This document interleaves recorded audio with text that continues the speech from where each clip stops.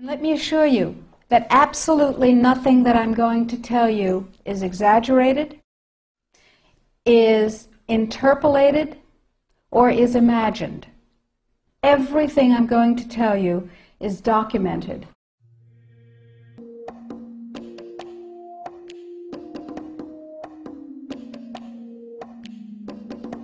"66% of United States residents' public water is fluoridated. It is known to have tremendous effects on bone cancer, joint problems, bone weakness, lowered estrogen and testosterone levels, and dental fluorosis, which is yellowing of the teeth and pitting in the enamel. Wouldn't it make more sense to enhance public water with vitamins which are meant to be ingested to promote overall health, rather than putting such a toxic chemical in our water with a bogus explanation that it will improve our dental health? We now know that fluoride causes more dental problems than it solves. Something doesn't seem right about this. Do you honestly believe that these companies care deeply enough for the people to spend large amounts of their own money to fluoridate public water when the people already purchase their own toothpaste?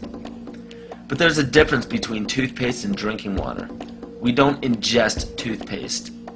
If you go to any hardware store and look at any rat poison product, you will only find one ingredient: sodium fluoride. It is the most toxic ionic molecule outside of potassium dichromate. Now Dannon, along with other companies, have begun fluoridating bottled water. It is becoming increasingly difficult to get away from. And the fact that fluoride is also used in many prescription antidepressants shows that it eliminates aggression and motivation in people. Fluoride, to my knowledge as a physician, has absolutely no biological benefit whatsoever.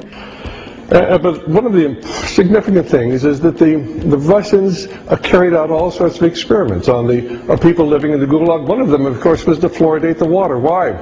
You fluoridate the water, why people are not as aggressive as they ordinarily would be. In fact, what is the active ingredient in Prozac that is so widely distributed in America today? Well, it's a fluoride compound.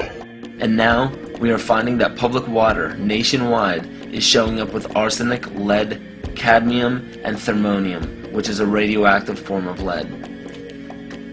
Cancer, lowered sex drive, birth defects, sedation, and brain defects. Does this not sound like a wonder drug for anyone aiming to control a population?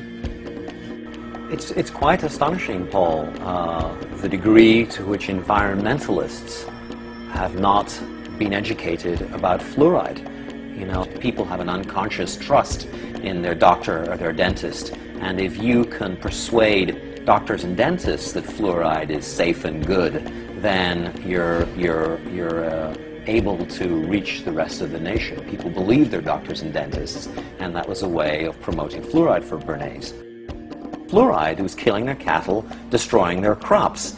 Fluoride given to rats had produced bone cancer and liver cancer, and that those results had been doctored to make it look as though fluoride hadn't caused as much cancer.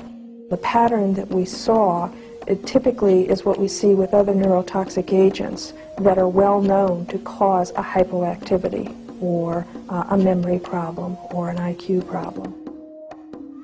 When I first presented the results of these studies, one of the individuals sitting and listening to the results, he says, "Do you have any idea what you're saying?" And he says, "You're telling us that we're reducing the IQ of children."